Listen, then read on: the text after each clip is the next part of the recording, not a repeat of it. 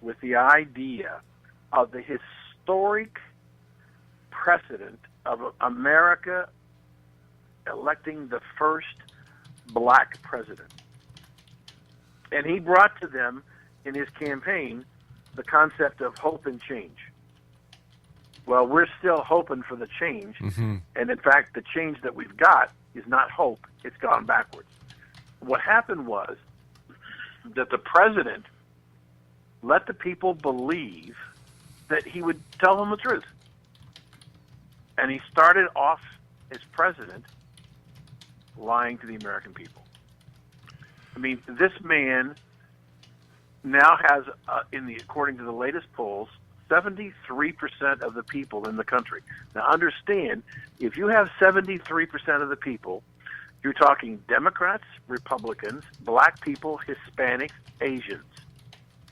73% of the people in the United States do not trust this man to be president of the United States. Now, I know that you said earlier in the program, why aren't they impeaching him? Yeah, exactly. We'll get to that in just a second. Okay.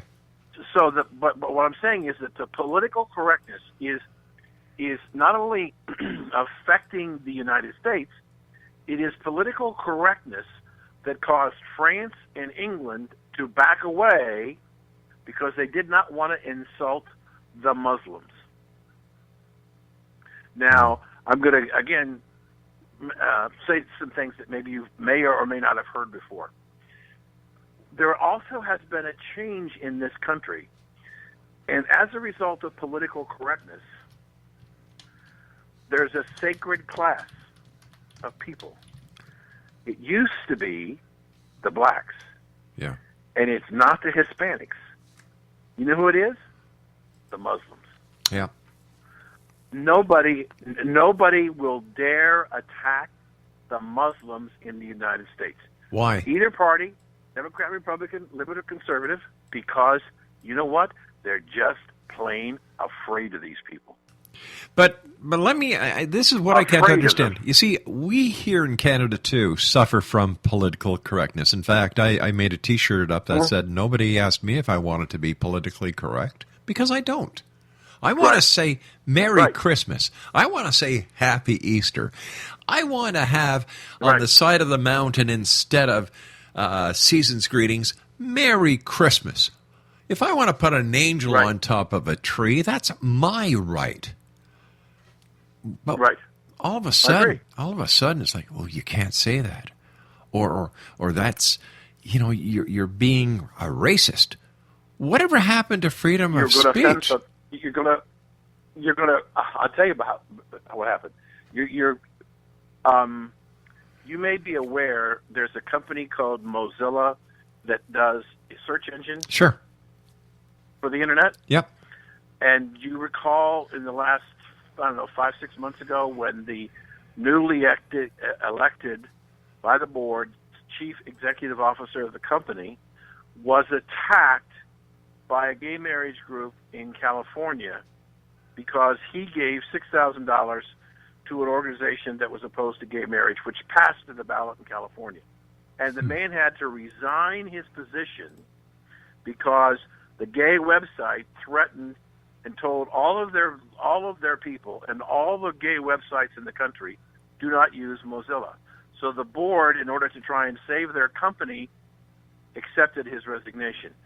But what they said was they defined that singular event in the United States, defined free speech in the United States. And it's now defined as, if you don't agree with me, shut up. Huh. I don't want to hear what you have to say. That's what free speech is now in the United States. That's an offshoot of political correctness.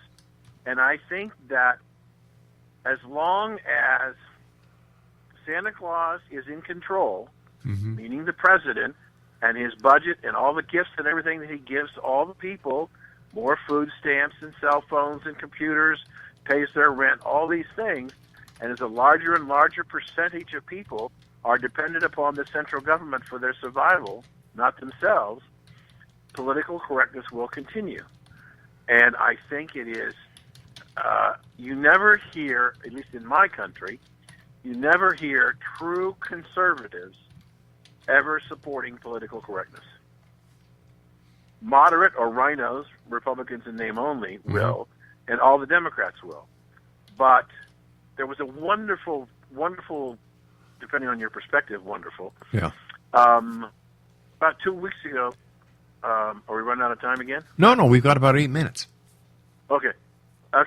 There was a wonderful, just before the House recess, they passed a bill to provide some financial support for the problem with the border in Mexico. There was a Republican congressman from Pennsylvania during the debate process was chastising the Democratic Party when they had absolute control of the House, the Senate, and the presidency in 2009 and 2010. Why did they not pass any immigration reform? And Nancy Pelosi, it's on the film, got up from her chair, ran across the House to chastise this guy that he was wrong. And in fact, he was absolutely correct. Yeah. They chose not to bring it up because what was more important was Obamacare. So or is it the fact that all I'm saying, I'm sorry. Or is it the fact, Dan, that by letting all these people in and then granting amnesty, they are assuring, what is it, over the last 10 years, 30 million votes? Mm-hmm. Is this all part of a master plan? But what about your medical care? What about your social care? What about your employment situation? Doesn't anybody see the big picture? No, and I'll tell you why they don't see the big picture.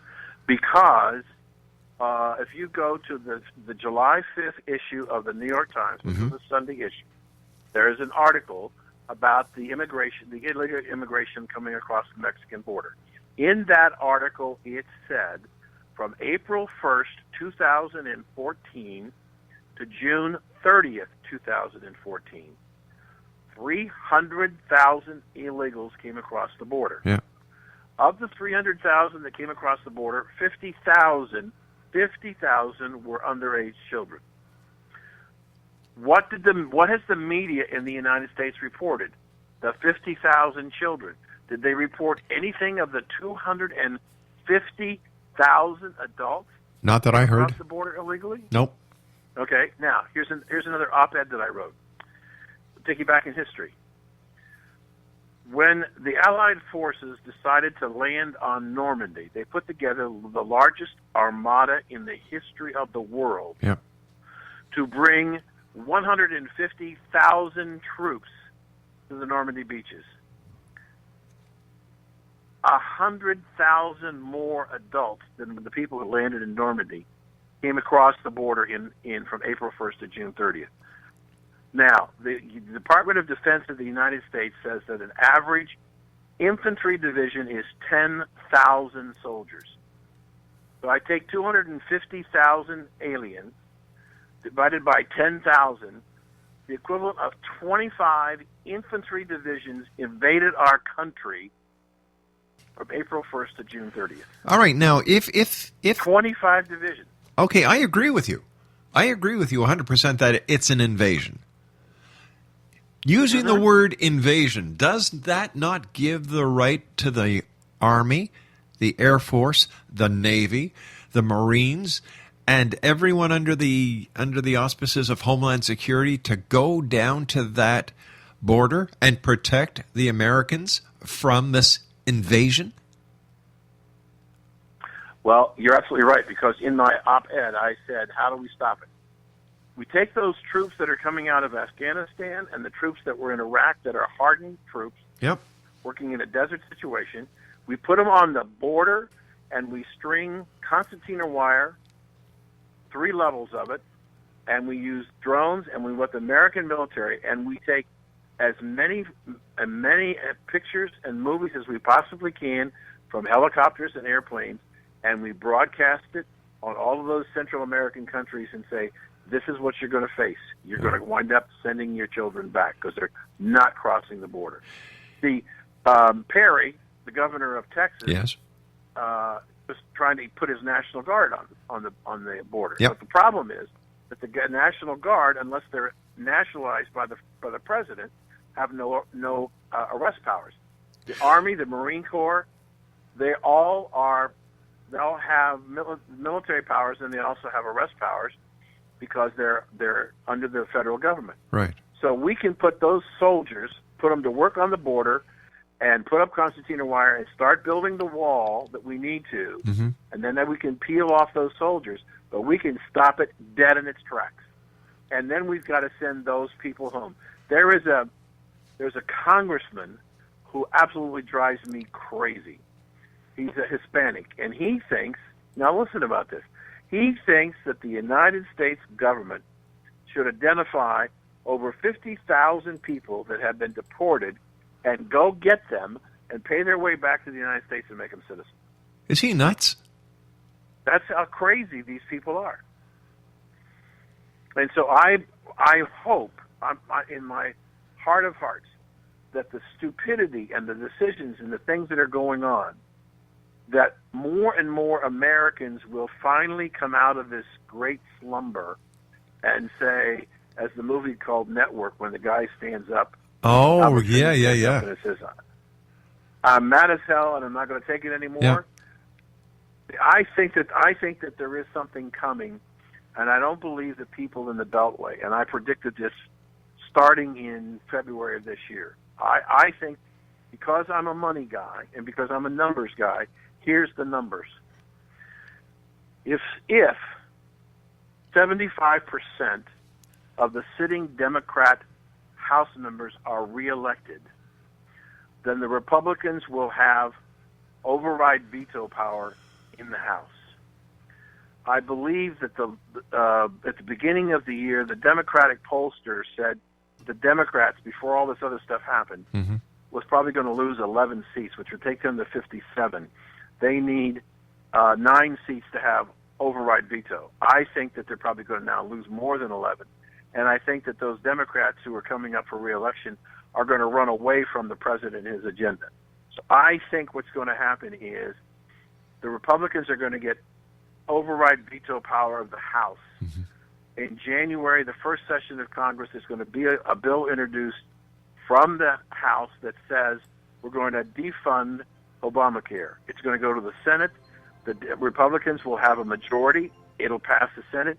It'll go to the president, and we know he will veto it. And it'll go back to the House, and the House will vote to override the presidential veto. All right, listen, Dan, stand by. We've got to take our final break. Sorry to cut you off here, pal. We'll be right back on the other side of this commercial break.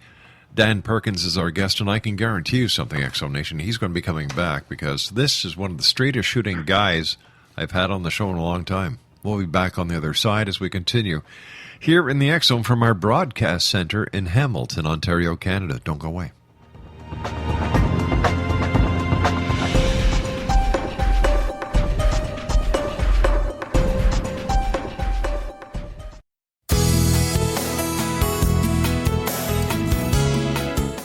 With each new extreme weather event or terrorist act, it becomes increasingly obvious that we live in uncertain and challenging times. We all buy car insurance. Why not collapse and catastrophe insurance? Matthew Stein, an MIT-trained engineer and green builder, has written 2 outstanding books to help people prepare, plan for, and deal with everything from minor situations lasting a few days to full-on collapse. Matt's first book, When Technology Fails, is a manual for self-reliance, sustainable living, and surviving the long emergency. This massive book covers the gamut from first aid and emergency preparedness to alternative healing, renewable energy, primitive living skills, and 18th century technologies that could be critical to your comfort and survival in a long-lasting crisis. Matt's second book, When Disaster Strikes, is a comprehensive emergency preparedness handbook and survival guide. When Disaster Strikes is an essential item for every family's go bag. Both books are available at all usual sources. There's a wealth of totally free information posted at whentechfails.com, and author-signed copies may be purchased at mattstein.com. That's www.whentechfails.com and www.mattstein.com.